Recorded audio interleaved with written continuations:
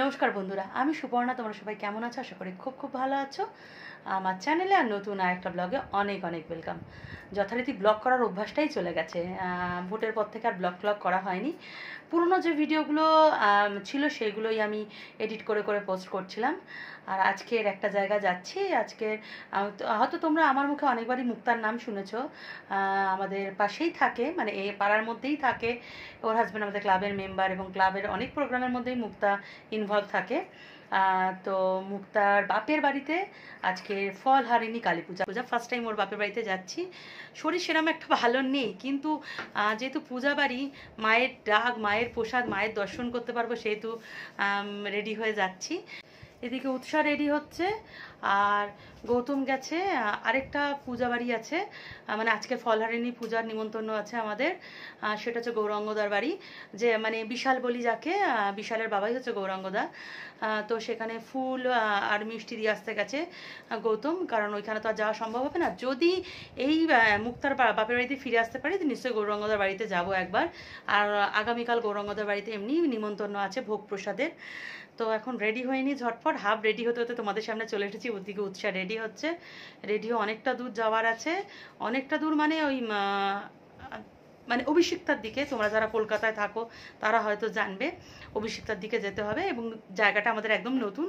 ও address পাঠিয়েছে ঠিকই, এবার আমাদের ওলা বুক করে এইভাবেই যেতে হবে। তো রেডি হয়নি, এবং যতটা পারবো দেখাতে থাকবো নতুন জায়গা। আদৌ ভিডিওটা কতটা কি করতে পারবো কিছুই জানি না, তো যতটা পারবো দেখাতে থাকবো, তোমরাও দেখতে থাকো। চলো, মা আমি রেডি হয়ে গেছি। আর আমি রেডি হতে হতে উৎসাহ তো চুলের 12টা বাজিয়ে দিয়েছে, এতক্ষণ শুয়েছিল।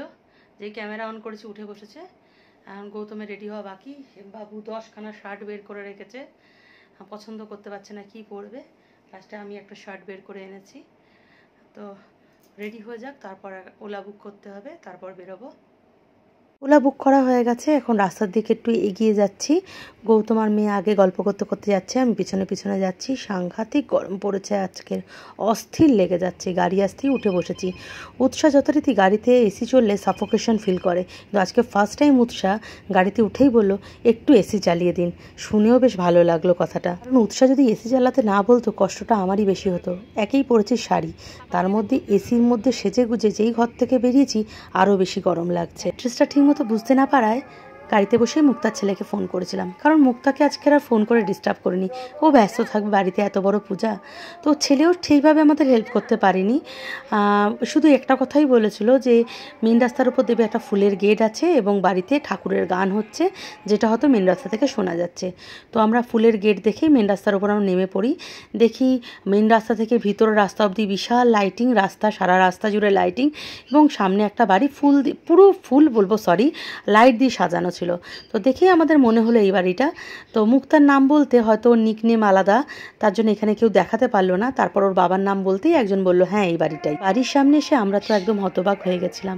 পুরো আগেকার দিনে রাজবাড়ির মতো বাড়ি, বিশাল বড় এরিয়া নিয়ে বাড়ি, সামনে বাগান, সারা বাড়িতে আলোয় ঝলমল করছে। কোনো দিকে না তাকিয়ে কারোর সাথে কথা না বলে সোজা উঠে গেছিলাম 3তলায়।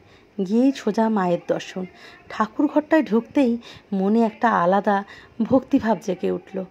এত সুন্দর ঠাকুর ঘরে ঢোকার মাত্রই মনের ভিতর যে অস্থিরতা সব যেন দূর হয়ে গেল। মুহূর্তের মধ্যে মন একদম শান্ত হয়ে গেল। মায়ের কাছে, মায়ের ডাকে এত দূর আসা, মায়ের কাছে আসতে পেরেছি, এটা ভেবে ভীষণ ভালো লাগছিল। মন্দিরের সামনেটা ঠিক নাট মন্দিরের মতো করে রাখা, সেইখানে হচ্ছিল ঠাকুরের গান। ভক্তবৃন্দরা মন দিয়ে ঠাকুরের নাম কীর্তন করছিল।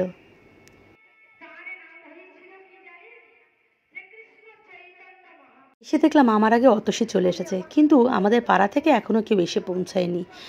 এইখানে গাছপালা দেখে ভীষণ ভালো লাগছিল। আমারও খুব গাছপালার শখ, কিন্তু জায়গার ভীষণ অভাব। সামনে জায়গা নেই যে একটু বাগান করব। আম গাছ, নারকেল গাছ, পেঁপে গাছ এইটুকু দেখে বুঝতে পারলাম, আর অনেক গাছ আছে সেটা বুঝতে পারলাম না কী কী গাছ আছে। তো সামনেটা পুরো গার্ডেন এরিয়া। এই গরমে ঠান্ডা ঠান্ডা লস্যিতে চুমুক দিয়ে প্রাণটা একদম জুড়িয়ে গেছিল। মন্দিরের একদিকে অবিরাম ঠাকুরের গান হচ্ছিল, আর মায়ের পূজার বসার ঠিক আগের মুহূর্তে মায়ের ঠিক মন্দিরটার সামনে ঢাকের বাদ্যিতে কাটি পড়লো, ঢাক বেজে উঠল, একসাথে জোড়া ঢাক। আর এইদিকেই মন্দির থেকে যে বেরিয়ে আসলো এই হচ্ছে মুক্তা। আমার যারা পুরনো বন্ধু, যারা প্রতিনিয়ত আমার ভিডিও দেখে এসেছো, তারা হয়তো মুক্তাকে দেখলেই চিনতে পারবে, আর যারা নতুন বন্ধু তারা হয়তো প্রথমেই দেখবে। তো মুক্তারা তিন বোন আজকের ভীষণ ব্যস্ত। রাজমহলের ভিতর একটা ছোট্ট অন্দরমহলের হদিশ পেয়ে আমরা গ্যাং অফ টেগোর পার্ক সেই অন্দরমহলে এসি চালিয়ে বসে পড়েছি। গল্প আড্ডা, তার মাঝখানে পিয়ালির ছোট্ট মেয়ে আমাদের আবৃত্তি শোনাচ্ছিল। এদিকে পুচকেগুলোও দুষ্টুমি করছে, আমরা আমাদের মতো গল্প করছি, আর এদিকটা আমি আর পিয়ালি বসেছিলাম। এসি চলার জন্যে রুমটা এতটাই ঠান্ডা ছিল, আমরা তো ফেভিকল দিয়ে এখানে বসে পড়েছিলাম, আর উঠে বাইরে বেরোতেই ইচ্ছা করছিল না। আর এইখানে আমাদের ছোট্ট রিহান, ও তো দুষ্টুমি করেই যাচ্ছে, আমাদের নাচ দেখাচ্ছে, কত রকমের যে অঙ্গভঙ্গি দেখিয়েছে আমাদের, আর বলে বোঝাতে পারবো না। আর ওর এই অঙ্গভঙ্গি দেখে আমরা তো হেসে হেসে পাগল হয়ে যাচ্ছিলাম। দেখো এখন দেখাচ্ছে কিভাবে কাজল পরতে হয়, ওই ভুরুটা উঁচু করে হাতটা দেখিয়ে কাজল পরা দেখাচ্ছিল। মনে অনেক কষ্ট নিয়ে প্রায় বাধ্য হয়ে নিচে নামতে হচ্ছিল, কারণ অনেক দেরি হয়ে গেছিলো, প্রায় 10:30 বাজে, বাড়ি ফিরতে হবে, তার আগে ভোগ খেতে হবে। এই নিচের রুমটায় ভোগ খাওয়ার ব্যবস্থা করা হয়েছিল, কিছু বসার সিট ছিল, আর পুরোটাই ছিল বুফে সিস্টেম করা। তো এবার সবাই প্লেট নিয়ে আমরা খাবার দাবার নিচ্ছিলাম। রাধা বল্লভী, চানা, কাশ্মীরি আলুর দম, ভেজিটেবিল চপ, পোলাও, ধোকলা, পনির, গোলাপ জামুন, কী ছিল না। আর প্রত্যেকটা খাবার ছিল অসাধারণ। ও চাটনি পাঁপড় তো বলতেই ভুলে গেলাম, কিন্তু সাংঘাতিক গরম ছিল, মানে বলার মতো নয়। খাওয়া দাওয়া তো কমপ্লিট হয়ে গেছে, ঘেমে কি অবস্থা।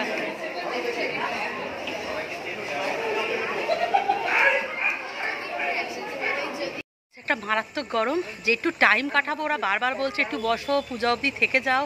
একে তো গৌতমের কাজ পড়েছে, থাকা যাবে না, যদি বা একটু থাকতাম, মানে এত গরম আর থাকা যাচ্ছে না, শাড়ি পরে এসেছি, অস্থির লেগে যাচ্ছে। তো মেয়ে আর মেয়েও ঘেমে গেছে, আমিও। আর এত বড় এরিয়া নিয়ে বাড়ি, মানে জাস্ট সেই ভুলভুলিয়ার রাজমহলের মতো, তাই তো শোনো? হ্যাঁ, তো এখন হাঁটা দিচ্ছি, বাড়ির দিকে যাব। আর আসার সময় তো ওলা করে এসেছি, যাওয়ার সময় বব এসেছে, বব বললো ববের গাড়ি করে যাওয়ার জন্য আমাদের। বাইরে বেরোতেই গৌতম আইসক্রিম অফার করেছিল, আর এই গরমে এরম অফার ছাড়া যায় না। তো ঝটপট আইসক্রিম নিয়ে নিয়েছিলাম আমি, অতসী আর মেয়ে নিয়েছিলাম কুলফি ড্রাই ফ্রুটস মনে হচ্ছে। তো যাই হোক, আমরা তিনজনে, আমি, অতসী আর মেয়ে, জমি আইসক্রিম এনজয় করেছিলাম, আর গৌতম আর বব আইসক্রিম খায়নি। গরম লেগেছে, চশমা ঘেমে যাচ্ছে বাবাই। পাড়ায় চলে এসেছি, এক জায়গা থেকে নিমন্ত্রণ খেয়ে দিয়ে আরেকটা পূজা বাড়িতে যাচ্ছি। যেটা বলেছিলাম, বিশালদের বাড়িতে পূজা আছে, তো একেবারে দেখা করেই যাব। গৌতম তখন ফুলমালা দিয়ে গেছে, মিষ্টি টিষ্টি দিয়ে গেছে পূজার জন্যে। আর এখন গিয়ে একবার দেখে আসি, মায়ের প্রতিমা দর্শন করে তারপর যাব বাড়িতে। ওইদিকে তো শেষে তো জ্ঞানপীঠ স্কুল রে। আমাদের আগেই বলেছিলাম যে যদি সময় হয় গৌরাঙ্গদার ঠাকুর দর্শন করেই একেবারে বাড়ি ফিরবো, তো সেটাই করলাম, মায়ের দর্শন করে নিলাম। কি সুন্দর লাগছে মায়ের এই রূপ। আর ঠাকুরমশাই সুন্দর করে গুছিয়ে নিচ্ছে, জোগাড় করে নিচ্ছে। আর এই ঠাকুরমশাই আমার বাপের বাড়িতেও পূজা করে, একদম গোছান গাছান হচ্ছে। এখানে বসে পড়েছিলাম ফ্যানের তলায়, কিন্তু গরম কোনোভাবেই কম হচ্ছিল না। এটা হচ্ছে বৌদি, আর ওইটা হচ্ছে গৌরাঙ্গদা, ওইদিকে চশমা পরে রয়েছে। বিশালকে যদি দেখাতাম হয়তো তোমরা সবাই চিনতে পারতে, কারণ আমরা যে ছোট গ্রুপটা সবসময় ঘুরতে ফিরতে খেতে টেতে যাই, সেখানে বিশাল সবসময় থাকে। আর এছাড়া বিশাল আমাদের ক্লাবের মেম্বার। আমার সাথে সাথে তোমরাও মায়ের দর্শন করে নিলে, মায়ের আশীর্বাদ যেন সবার মধ্যে ছড়িয়ে পড়ে। মায়ের দর্শন করলাম, করে এবার বাড়ির দিকে যাই। বিশাল গরম, আর বসে থাকা যাচ্ছে না, ওপরটা এত গরম, ফ্যান দিয়েছে ঠিকই।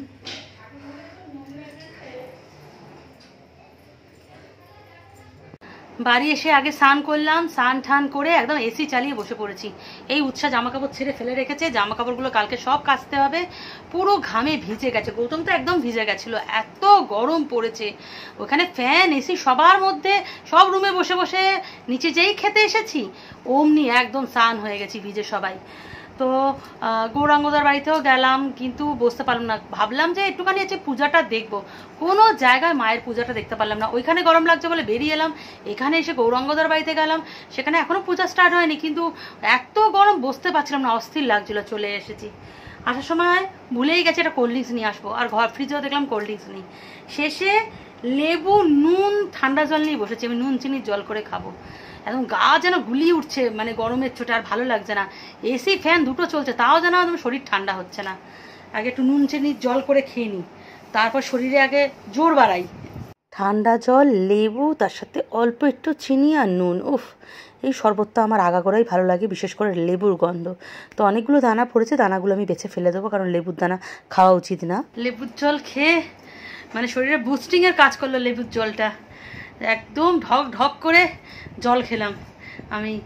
আর এদিকে উৎসাহ অত বড় বাড়ি দেখিয়ে ভ্যাবাচাকা খেয়ে গেছে। মানে সবাই, শুধু উৎসাহ বলে না, আমরা যে কজনই গেছি টেগোর পার্ক থেকে, সবাই অত বড় বাড়ি দেখে।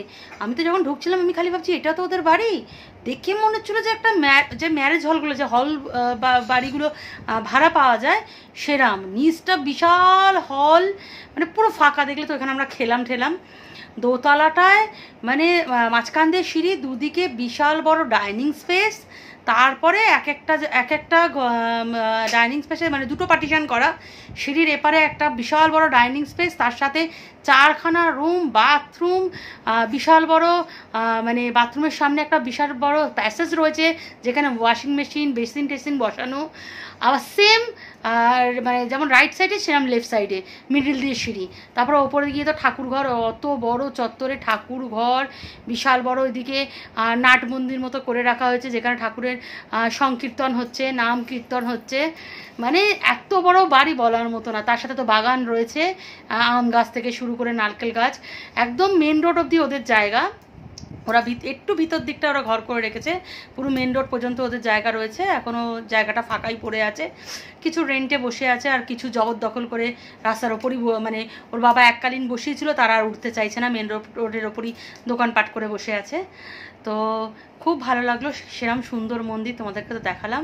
মনে হচ্ছিলো আর কিছুক্ষণ বসে মানে পূজা অন্তত দেখি পূজাটা, কিন্তু গরমের ছোটো তো দেখতে পেলাম না। তাছাড়া বেশি দেরি হয়ে গেলে আসা মুশকিল হয়ে যাবে। তো তার জন্য, এছাড়া গৌতমও ছটপট করছে, গৌতমের কাজ বাকি। উৎসার আবার কালকের বন্ধুদের সাথে অ্যাক্রোপলিসে মিটিং আছে। ওরা হ্যাঁ মিটিংই, মানে পিএনপিসি করবে, খাবে দাবে, মানে ওটা তো মিটিংই করবে। ওরা 4 বন্ধু মিলে অ্যাক্রোপলিসে মিট করবে। তো উৎসাহ অস্থির হয়ে যাচ্ছে যে কত তাড়াতাড়ি ঘুমালে সকালবেলা উঠে ওকে যেতে হবে। তো এইসব কারণে আমিও চলে আসলাম। আবার কালকে তো গৌরাঙ্গদার বাড়িতে নিমন্ত্রণ আছে।